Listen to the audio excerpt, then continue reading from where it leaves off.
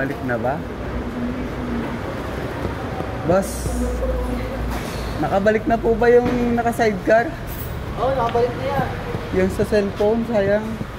Anong pangalan? Gerald. Maganda pa kasi ako nung pambili nung nagpabili. Ayun na yan. Pangalan niya? Gerald po. Ang alam ko kasi ano yun eh. Gerald? Ah, gulong?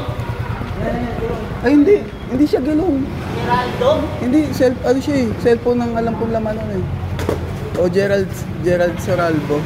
Ito. Geraldo? Patingin. Kano nga to? Alam ko. 1,000. Di ako lang. 126. 126. Try natin yung ano. Tinry ko lang yung cellphone daw. Maganda review eh. Cellphone 100. Sobrang ito. Tingnan natin. Pero sa Ralbo, no? Ito may ID. Ay, nandun pala si Zero. Ano order? Cellphone. Tatlo nga ito eh. Mga Infinix eh. Ang ganda. Sa review lang naman ako nagbabase. Di ba tayo? Wait lang. Wait lang yan. Saka, Iwan mo na lang. oh. Iwan mo. Iwan ka. Birthday kasi ng anak ko. Yan. Oh, segundo. Testing. Cellphone na 100.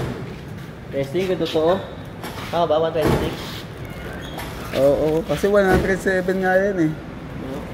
Baka gusto nyo makita? Kung cellphone talaga. Tama ba sana? Tamang listing ko. Yan natin yung cellphone. Tatlo to. Inabol ko lang kahapon yung dalawa. Tingnan natin. Kung hindi man, paano yun? Kasi basakin mo nga. Mahirap kasi mag-ano sir eh.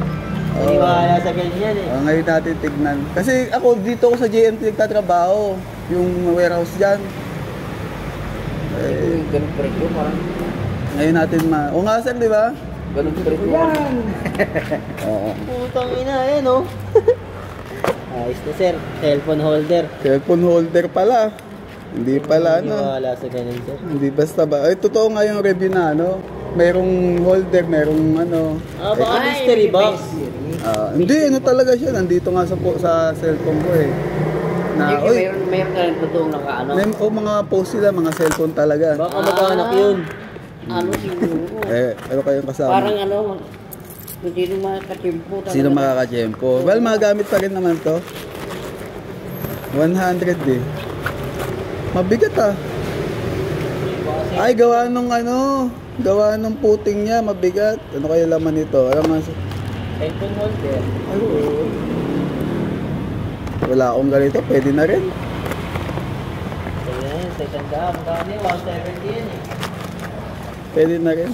Saka pag may mga sablay kasi sir, ang ginagawa ko, di ko na rin inaano sa mga ganito, sa mga binabalik, yung nakikipagtalo pala, ano? Ganito binili ko.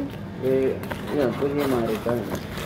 Sa amin nga dyan sa ano eh, dyan sa GNT, yung mga parcel, minsan nawawasak eh, naayos na lang eh.